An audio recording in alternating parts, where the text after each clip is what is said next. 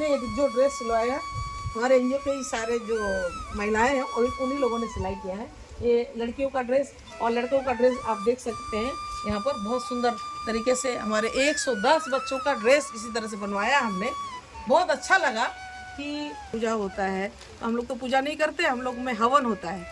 तो आज हवन के उपलक्ष्य में आज भोजन की भी व्यवस्था किया, सारे टीचर्स भी हैं और एक दो बच्चा हो सकता है मिसिंग हो, पर फिर भी है हमारी उपस्थिति बहुत अच्छा है। 110 बच्चे के करीब हैं यहाँ पर अभी फ़िलहाल में।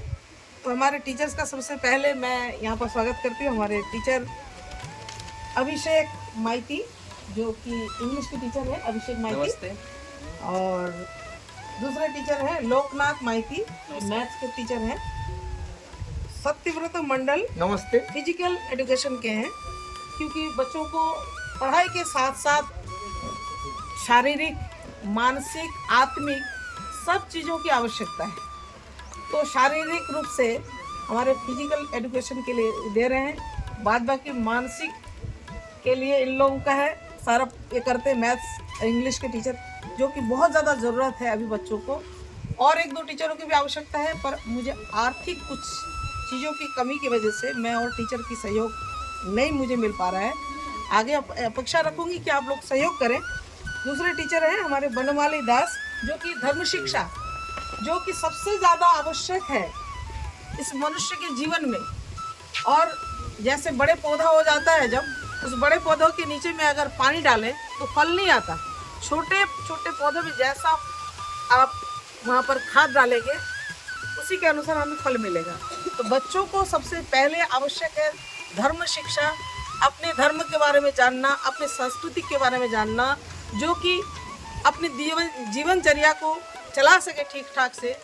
क्योंकि बच्चों को अगर एक परिवेश अच्छा बना दिया जाता है, अच्छा संस्कृति सभ्यता मिलता है, अच्छा परिवेश मिलता है, तो बच्चे खूब आगे बढ़ते हैं, क्योंकि बच्चे ही देश के भविष्य होते हैं। और देश के भविष्य को अगर बनाना हुआ है तो सबसे पहले उनको धर्म शिक्षा की भी बहुत ज़्यादा आवश्यकता है।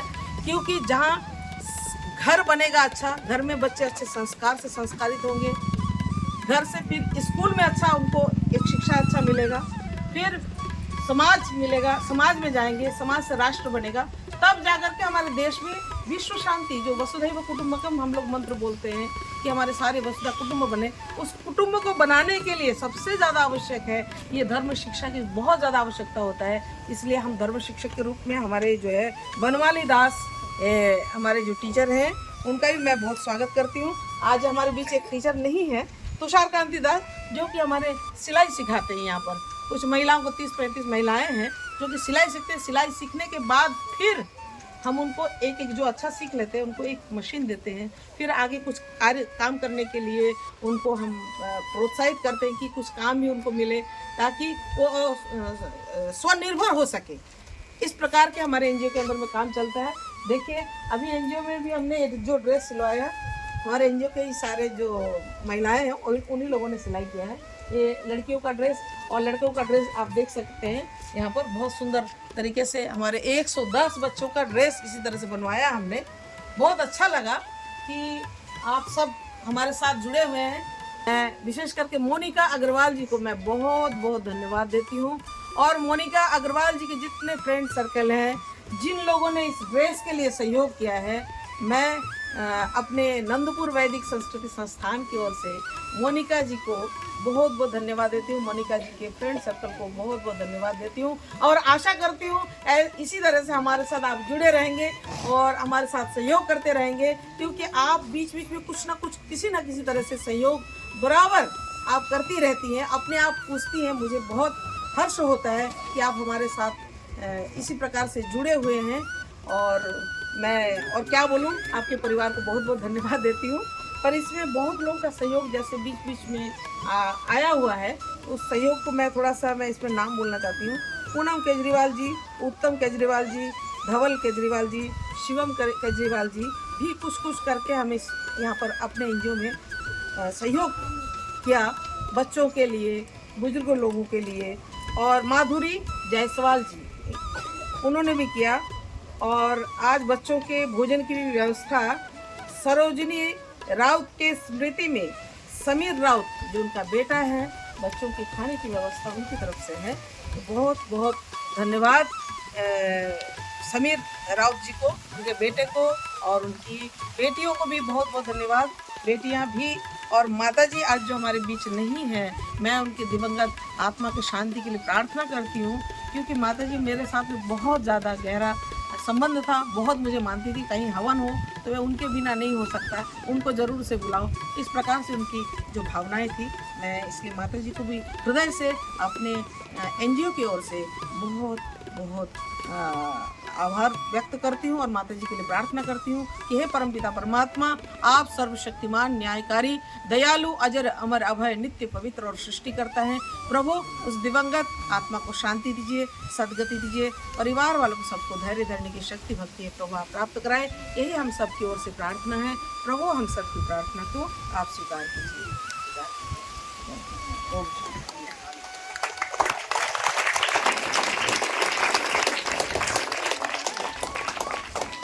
मैं आज जितना भी आप दृश्य देख पा रहे हैं, इनके पीछे सबसे ज़्यादा प्रेरणा मुझे जो अमेरिका में बैठे हुए हैं हमारे बाबूजी वीरमुखी और उनके धर्मपत्नी हमारी माता सविता वीरमुखी जी, दोनों की प्रेरणा से। मैं तो एक्चुअली खाली बुजुर्ग लोगों के भोजन की व्यवस्था किया करती थी, पर इन्होंने पढ़ाई के लिए विशेष करके मुझे प्रेरणा दिया, जो कि आज प्रेरणा की वजह से इतने बच्चे उन्हीं की वजह से। और उन्हीं की बेटी ने बोला कि भाई बच्चों का एजुकेशन की बहुत ज़्यादा आवश्यकता है, उस एजुकेशन की जितना भी खर्च होता है। वंदना भाटिया जी जो कि वीरमुखी जी के बेटी हैं, डॉक्टर वंदना भाटिया जी को मैं बहुत बहुत धन्यवाद देती हूँ। और आगे मैं उनके तरफ एक आशा रखती हूँ कि 11-12 की भी बच्चे कुछ आना चाहते हैं, पढ़ना चाहते हैं, तो उनका सहयोग मुझे 1-2 टीचर की 2 टीचर कम से कम मुझे चाहिए अभी, जो कि हम इतने सारे बच्चे हैं, इतने सारे बच्चों के लिए तो 3 टीचर से तो हो नहीं सकता, तो हमें कुछ और आगे बढ़ाना चाहिए। तो मैं बाबूजी को मैं अपने ओर से यही बोलना चाहूँगी कि अपनी बेटी को ज़रूर ये मैसेज दें और आप भी इसके लिए चिंतन करें।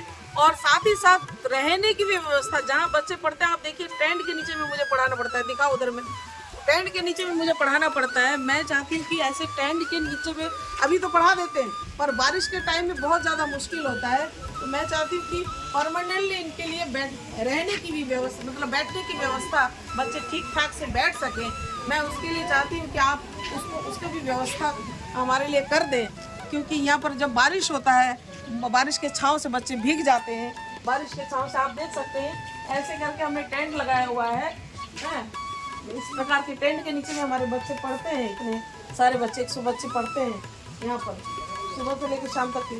तो आप थोड़ा सा अगर व्यवस्था मुझे मिल जाता तो मैं बहुत आभार रहती। वैसे तो आभार हुई हूँ, पर मुझे थोड़ा सा इसकी भी बहुत ज़्यादा आवश्यकता है।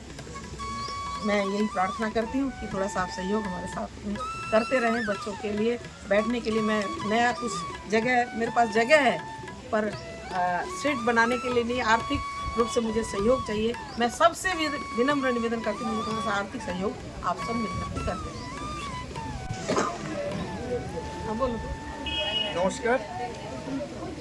फिजिकल एजुकेशन के हमारे टीचर हैं। আমি নন্দপুর বৈদিক সংস্কৃত সংস্থার কর্ণধার কে আমার তরফ থেকে অশেষ অশেষ ধন্যবাদ জ্ঞাপন করছি এবং যিনারা আমাদের থেকে অনেক দূরে থেকেও আমাদের এই সংস্থাকে সাহায্য করে চলেছেন এবং সাহায্য করেছেন, করবেন, তাদেরকেও আমার তরফ থেকে অশেষ অশেষ ধন্যবাদ। আমি আপনাদেরকে আমাদের তরফ থেকে বিশেষ বিশেষ অনুরোধ করব, আপনারা এই সাহায্যের হাতটা সবসময় বাড়িয়ে দেবেন, যাতে আমাদের গ্রাম অঞ্চলে গরিব ছেলেমেয়েরা সুস্থভাবে পড়াশোনা করতে পারে এবং তার সঙ্গে আমরাও সমাজসেবার একটা অংশীদার হতে পারি। অর্চনা দেবীকেও আমি অনেক অনেক অনুরোধ করব যে উনি যেন আমাদের এই সংস্থাকে দিনের পর দিন বাড়িয়ে যান এবং সমাজের যাতে উন্নতি হন সেই চেষ্টা করে যান। আমাদের তরফ থেকে আপনারা যারা আমাদের থেকে অনেক দূরে আছেন তাদেরকে আমার সশ্রদ্ধ প্রণাম, অর্চনা দিই এবং আমাদের যে অন্যান্য স্টাফ যারা আছেন তাদেরকে আমাদের অশেষ স্নেহাশিস ও ভালোবাসা জানাই আর শ্রদ্ধা জানাই। যারা থেকেও আমাদের মধ্যে নেই, তারা যে আপনারা এই সংস্থাকে উন্নতির কল্পে বহুত কিছু করে গেছেন, তাদেরকেও আমার তরফ থেকে আন্তরিক শুভকামনা শ্রদ্ধা জ্ঞাপন করছি। আমার আর বিশেষ একটু বলার আছে যে আপনারা এই জিনিসটাকে যাতে আরও সুস্থভাবে চালিয়ে যেতে পারেন।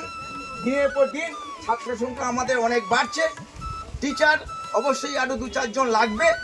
সেই টিচারের ব্যবস্থা যদি আপনারা করে দেন এবং সুস্থভাবে আমাদের এখানে লেখাপড়ার পরিবেশ যদি সৃষ্টি করে দিতে পারেন, আমি আমার তরফ থেকে আপনাদেরকে অশেষ অশেষ ধন্যবাদ জ্ঞাপন করব এবং আপনাদের দয়া যেন এখানে আমাদের এই সংস্থার উপরে সর্বদা থাকে, এই কথা বলে আমি এইখানেই আমার বক্তব্য শেষ করছি।